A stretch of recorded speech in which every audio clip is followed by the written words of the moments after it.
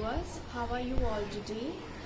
सो आज मैं आपको बताऊंगी हमारी लंग्स कैपेसिटी बढ़ाने के लिए हम ब्रीदिंग यानी कि प्राणायाम कैसे कर सकते हैं। ब्रीदिंग का सबसे पहला रूल है कि जिस गति से हम अपनी ब्रेथ को अंदर लेते हैं उतने ही जितना समय हम लगाते हैं ब्रेथ को अंदर लेने में, उससे 4 गुना समय हम लगाते हैं ब्रेथ को होल्ड करने में। जब हम ब्रेथ को होल्ड करते हैं उससे हमारी लंग्स की कैपेसिटी बढ़ती है और उससे हम दुगना समय लगाते हैं ब्रेथ को रिलीज करने में। ये एक ब्रीदिंग का बेसिक नियम है जब हम ध्यान की अवस्था में जाते हैं या हम प्राणायाम करते हैं।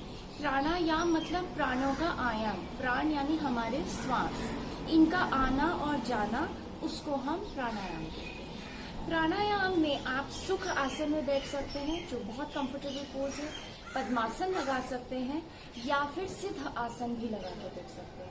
ये आसन मैं आपको थोड़ी सी एडवांस स्टेज में बताऊंगी। जो लोग शुरुआत कर रहे हैं वो सुख आसन में बैठते हैं। इस अवस्था में हम 3 मुद्राओं का इस्तेमाल कर सकते हैं। सबसे पहली होती है ज्ञान मुद्रा, जिसमें हमारी इंडेक्स फिंगर और थंब की टिप जुड़ी होती है, जिसको हम अपने घुटनों के ऊपर रखते हैं। हमारे हाथ कभी भी घुटनों के बाहर नहीं होते हैं, इससे हमारा एनर्जी फ्लो डाउन होता है, इसीलिए हम घुटनों के ऊपर रखते हैं। दूसरी मुद्रा है वायु अपान मुद्रा।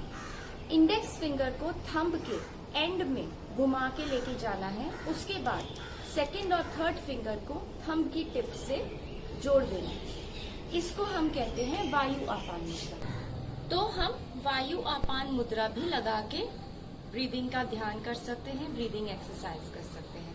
इस मुद्रा को लगाने से आपके जितने वायु और अग्नि के दोष हैं वो शांत होते हैं। मुद्राओं का एक बहुत बड़ा इस्तेमाल होता है ध्यान या प्राणायाम करते समय। जब हम प्राणायाम करते हैं तो वो हमारी श्वास में हेल्प करते हैं, हमारे अंदर के सारी सिस्टम को कंट्रोल करते हैं। जैसे कि हम जानते हैं कि हमारे 5 तत्व हमारी उंगलियों के टिप्स पे हैं। हमारा शरीर 5 तत्वों से बना है, तो हम इन 5 तत्वों को प्रेस करते हैं, इनको एक्टिवेट करते हैं, तो हमारे को उसको करने में आसानी होती है।